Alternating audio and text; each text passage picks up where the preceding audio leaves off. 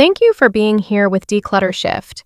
A familiar corner of the home, the shoe rack by the door, a few pairs slightly out of place, a few left there because I'll deal with them later.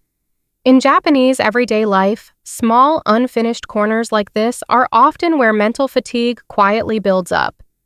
Today, I want to look at one small corner like this, not to make it look neater, but to understand why you've already tried so hard, and yet the space still feels unsettled. Your mind still feels tired and nothing seems to stay resolved.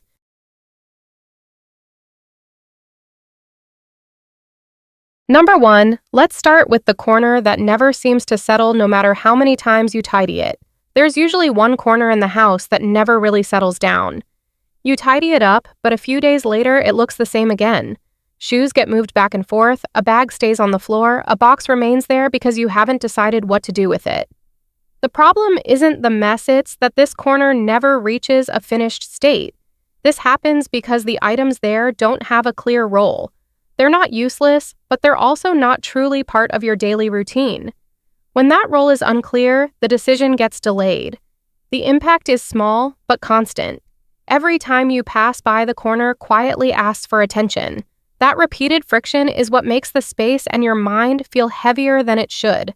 A more useful approach is to decide what this corner is for before deciding what stays. Ask yourself whether you want this space to help you leave the house more smoothly or come home more comfortably. Then, pick just one item that supports that purpose and place it intentionally. Once the corner has a clear function, it becomes easier to maintain. You stop rehandling the same items over and over, the space feels calmer, and one small decision stays resolved instead of turning into a daily mental drain. Tomorrow, I'll continue sharing a few more practical tips, like this, small shifts that make everyday spaces easier to live with. Once you notice how one unresolved corner quietly drains your energy, the next issue becomes clearer. It's what happens when items don't have a clear role anywhere in the house.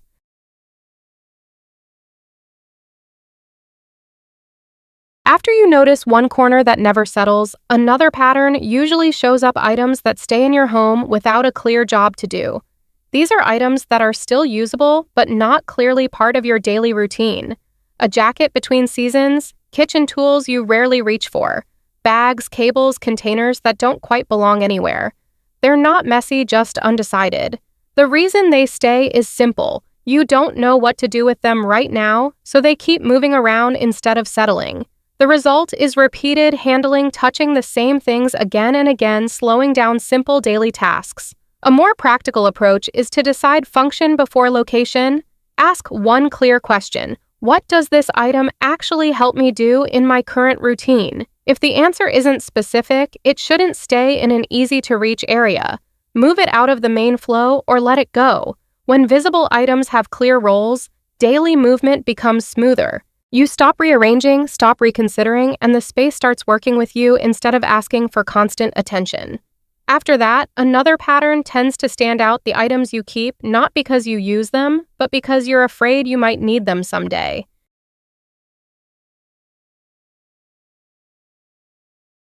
After roles start to feel clearer, you'll often notice another issue: the space taken up by things you keep just in case. These items usually look harmless. Extra containers, backup supplies, clothes you might need someday, tools you rarely use but don't want to be without. Each one feels reasonable on its own, so they slowly pile up without much resistance. The reason they stay is simple: you don't want to deal with future inconvenience. But the trade-off happens now. These items take up space you use every day, making storage fuller and decisions slower. A practical way to handle this is to stop deciding item by item. Instead, set a clear boundary. Choose one shelf, one box, or one drawer for just-in-case items. When that space is full, nothing else gets added unless something leaves. This shifts the decision from emotional to practical. The space stays under control, storage becomes predictable, and the rest of your home stays available for things you actually use. You're still prepared, just without letting future worries crowd out your present life. And when even that just-in-case space feels full, the next problem becomes obvious. You're not keeping things for use anymore, but because letting go feels harder than dealing with them.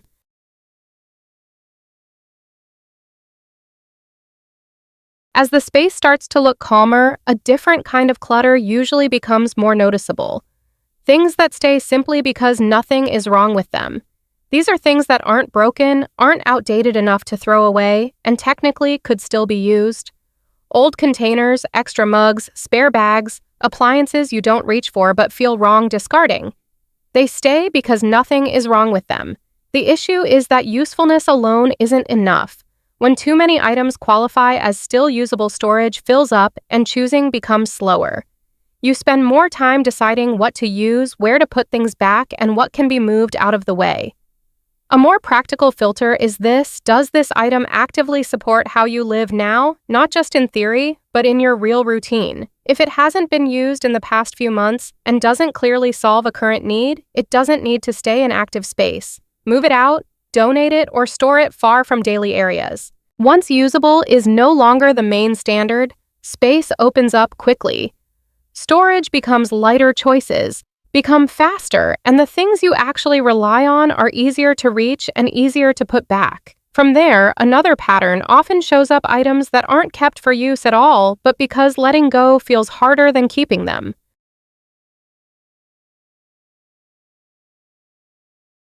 Even when space starts to feel lighter, some items still refuse to leave, not because they're useful, but because money is attached to them.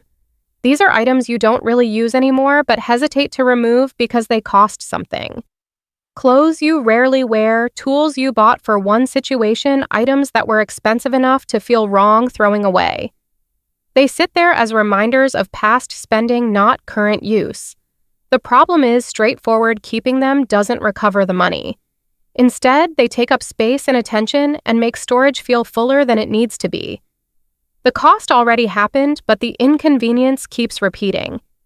A more useful way to look at these items is this: the money is gone either way. The only decision left is whether you want to keep paying for it with space and effort. If an item no longer supports how you live, now selling it, donating it, or letting it go is a way to stop that ongoing cost. When you separate past spending from present usefulness, decisions become lighter. Storage clears, faster, guilt fades, and your space starts reflecting how you actually live today, not what you once paid for. At that stage, a different obstacle often appears: items that stay simply because making a decision feels more exhausting than leaving them where they are.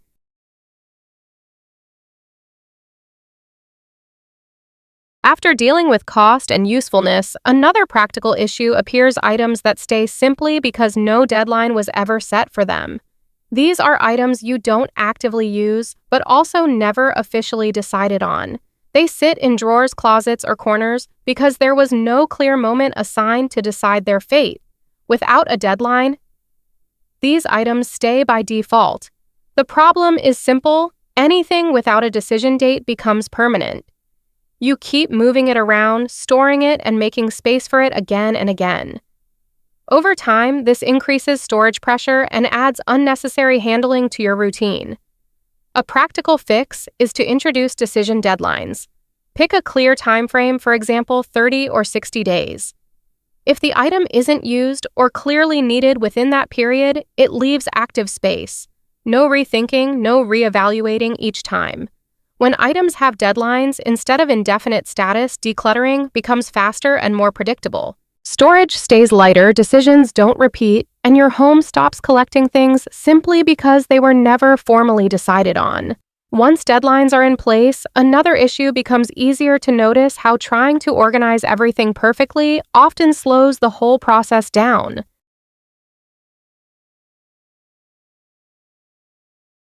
At this stage, many people get stuck not because they have too much, but because they focus on organizing instead of reducing. The situation is very common. You buy boxes, dividers, shelves. You rearrange items, stack them better, label things. Everything looks temporarily improved, but the amount of stuff stays the same. After a while, the space feels full again.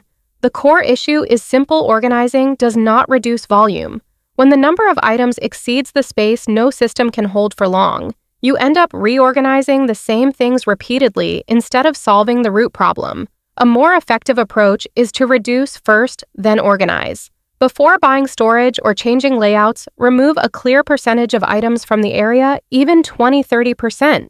Only after the volume is lower should you decide how to arrange what remains. When reduction comes first, organization becomes easier and more stable. Storage lasts longer, systems don't collapse as quickly, and you stop spending time and money rearranging things that never needed to stay. At that point, a practical imbalance becomes obvious. The items you rarely use are often taking up the most accessible space.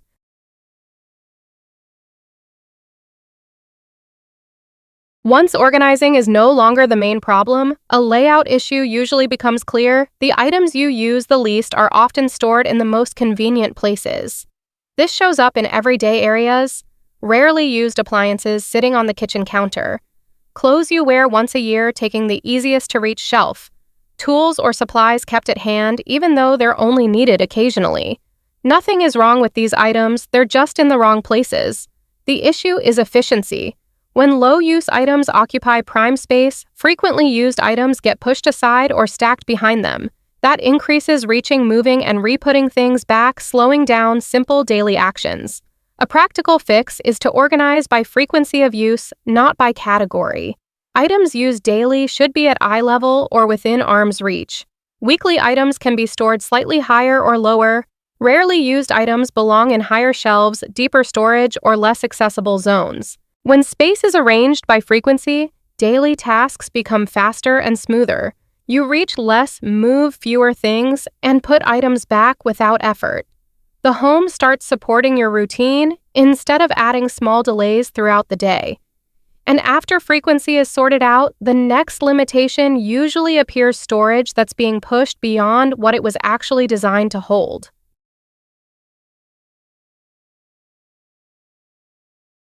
Even when things are placed more logically, another limitation often shows itself.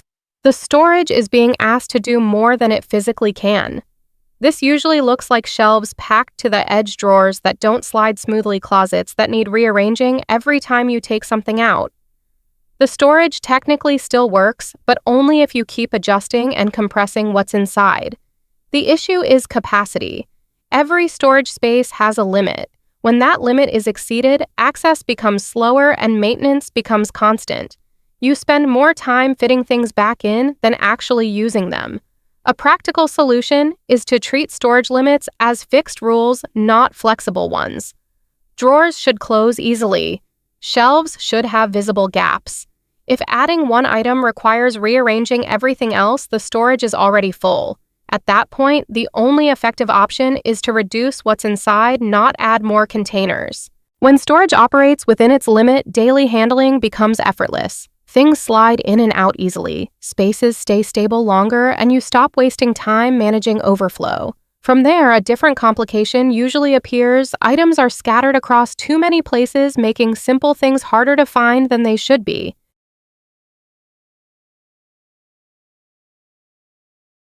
When storage pressure eases, another inefficiency becomes clear. The same type of items are scattered across multiple locations.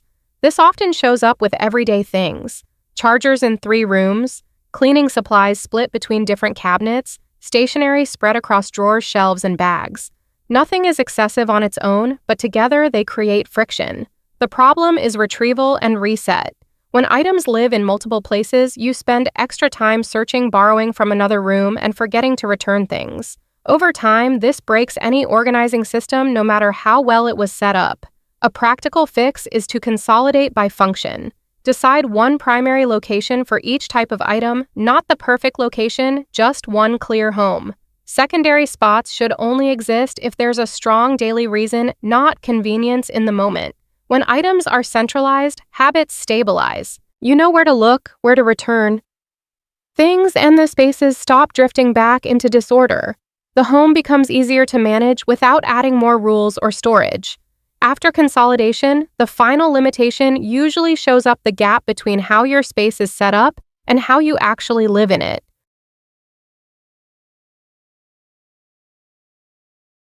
Even after storage is simplified, another mismatch often becomes obvious. The space is organized for habits you don't actually have. This usually looks like areas prepared for activities that rarely happen. a work desk you hardly use, kitchen tools arranged for cooking styles you no longer follow, storage set up for routines you used to have, not the ones you live with now. The issue is relevance. When the setup doesn't match real behavior, items keep drifting away from their assigned spots. You end up constantly adjusting, not because the system is bad, but because it's outdated. A practical fix is to organize based on what you actually do in a normal week. Look at where you naturally place things and adjust the space to support that behavior instead of forcing habits that don't stick. When the setup matches real-life, maintenance drops sharply. Items return to their places more easily, systems last longer, and the home starts working quietly in the background instead of needing constant correction. And once space finally reflects how you live now, there's only one last step left: deciding what truly deserves to stay at all.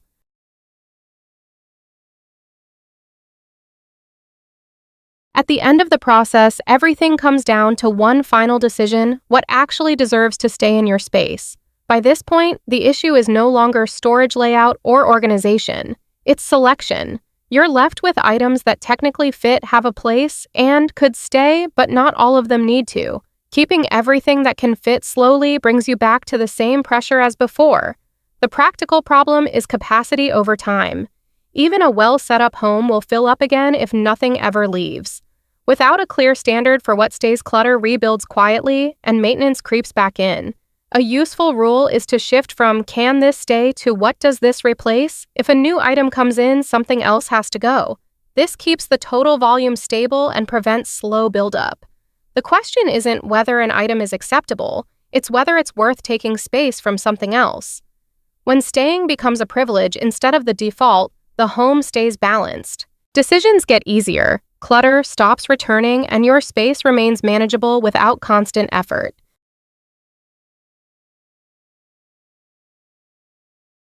At this point, you can probably see it more clearly.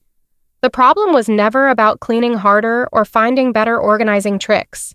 It was about how your space slowly picked up decisions that were never finished, systems that didn't match your real life, and items that stayed simply because no rule ever told them to leave. Decluttering isn't a one-time reset. It's a way of deciding how much effort you want your home to demand from you every day. When roles are clear, limits are respected, and staying is no longer the default, the space starts to run quietly in the background. You don't need to fix everything at once. Pick one area, apply one rule, let the space show you what changes when things finally make sense. And if you want to keep learning how to reduce friction at home, not by doing more, but by deciding better, stay with Declutter Shift.